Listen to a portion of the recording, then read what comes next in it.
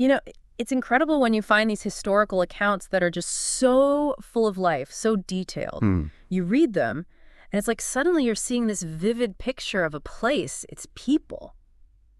It's almost like a window opened, right? Exactly. And that's absolutely the feeling we got diving into today's source description of Egypt. Right. It's this huge work from the scholars with the French campaign. Yeah. We're focusing on the part Zahi Hawass translated modern Egyptians. The modern Egyptians. Okay. Yeah, and what's so great is it's all based on, really close firsthand observation from the late 1700s, early 1800s. Wow. The translations we're using, they came out in 92, 93. Oh. So relatively recent access to these old insights. Okay, so our mission today basically is to dig into these notes, these observations, and pull out the really fascinating stuff about daily life, customs, how society worked back then during what must have been a pretty pivotal time.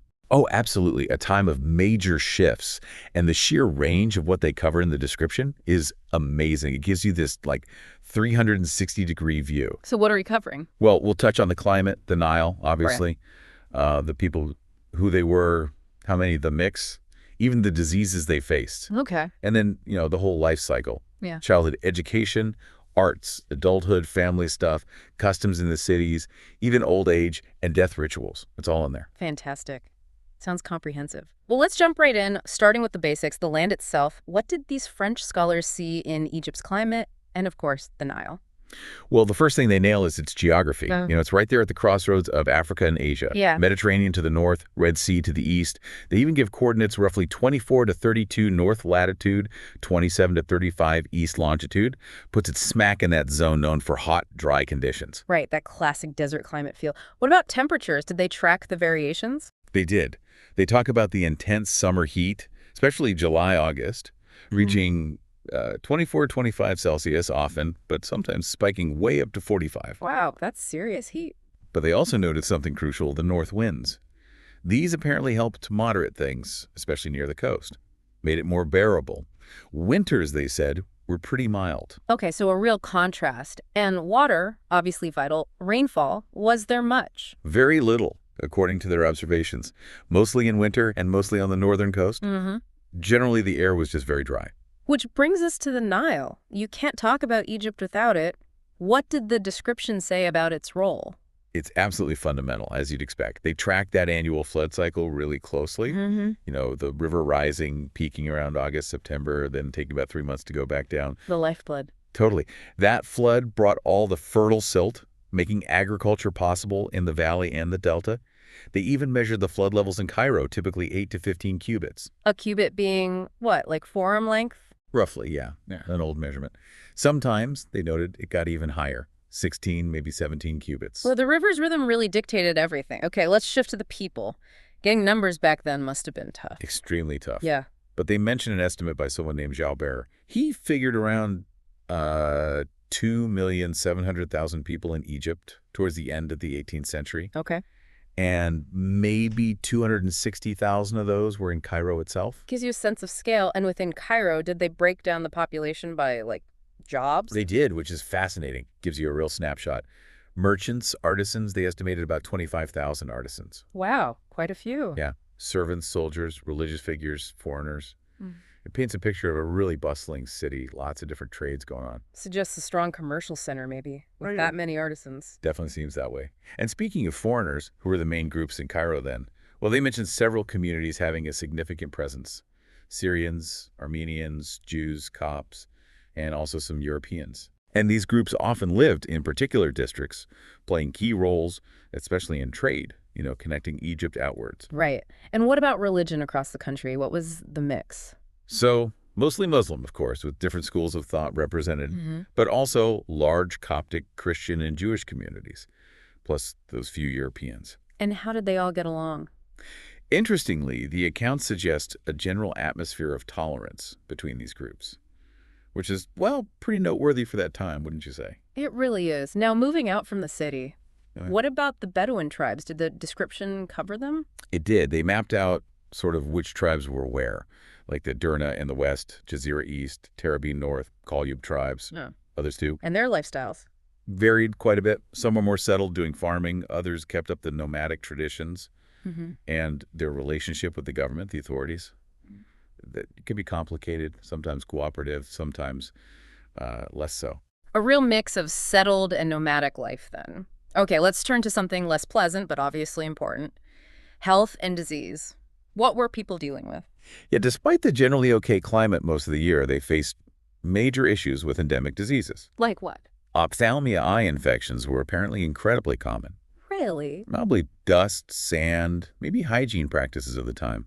They also mentioned dysentery, various fevers, and then, of course, the big one, the plague. Ah, the plague. Always looming. Did they document any specific outbreaks? Yes, there's mention of a really severe epidemic in Cairo around 1791-92. Oh, wow. The death toll was apparently horrifically high, really hit the city hard. And, their understanding of how these things spread was, well, limited. A grim picture. Okay, Yeah. let's shift to the start of life. Childhood education. What did the scholars see there? They looked at childbirth practices, early baby care, things like breastfeeding customs. It was common to breastfeed for quite a while. Wet nursing, having another woman breastfeed, was also practiced. Yeah. People had different ideas about its pros and cons. Right. But sadly, they also noted that infant mortality was really high. A tough reality back then. Very different world. And how did kids grow up? What was education like? Well, early on, it was mainly about physical care. Then for boys, it shifted towards religious and moral teaching. Often the father started it, maybe with the local sheikh, the religious teacher. The Quran was the main textbook. Religious learning was central. A strong foundation in faith from the start. What about higher education? Did they mention Al-Azhar? Oh, absolutely. They described Al-Azhar as this, really vital center.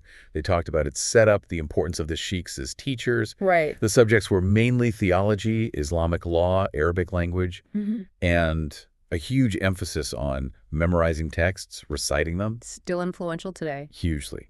And they noted the sheer number of students there, often living in pretty basic conditions. Okay. Beyond the formal schooling, what about culture, arts, literature? Yeah, they highlighted how important Arabic literature and poetry were. They mentioned different forms like ghazal love poems and elegies for mourning, He's like... love, praise, lament. The usual powerful stuff.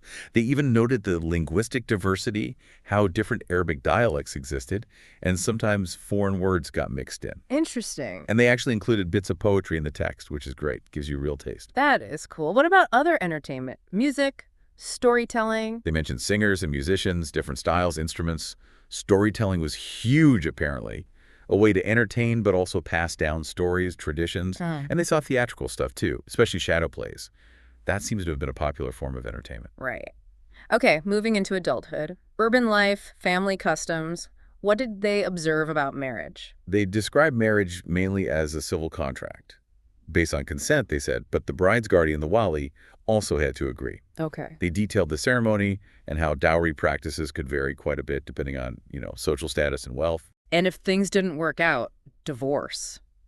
Possible for men, yes. The process seemed relatively straightforward from their description. For women, though, it was more complicated. How so? Usually needed witnesses, maybe legal proceedings. It points to some of the gender differences in legal rights at the time. Understood. Can you sort of paint a picture of just daily life in Cairo? What did people wear? Social habits? Sure.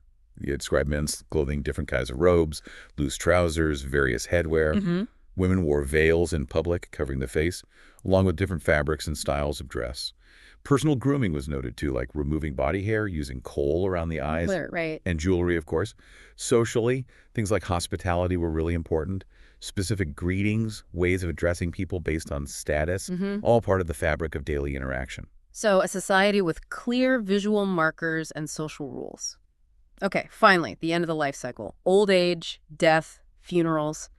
How were these handled? Well, they noted a general respect for the elderly, even with the physical decline that comes with age. That's good to hear. When someone died, rituals happened quickly.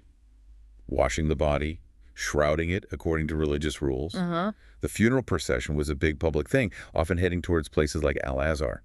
And burial practices could differ depending on who you were, social class, religion. And mourning.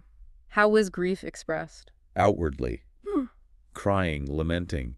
Women often played a very visible role in this. Right. The formal mourning period varied, and visiting graves afterwards was common, a way to remember people. And the cemeteries themselves, what did they look like? They described tombs varying in size, how elaborate they were. often reflecting the family's wealth or status.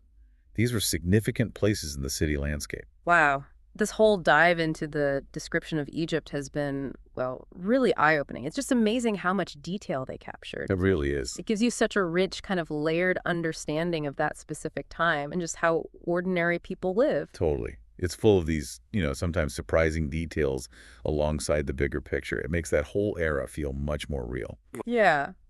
It really makes you think, doesn't it, about how much daily life has changed in, 200 plus years? Absolutely. But maybe also you see aspects of just human experience that still feel familiar somehow. Exactly. It definitely leaves you wanting to explore more of these kinds of firsthand accounts, like a deeper feel for different places, different times.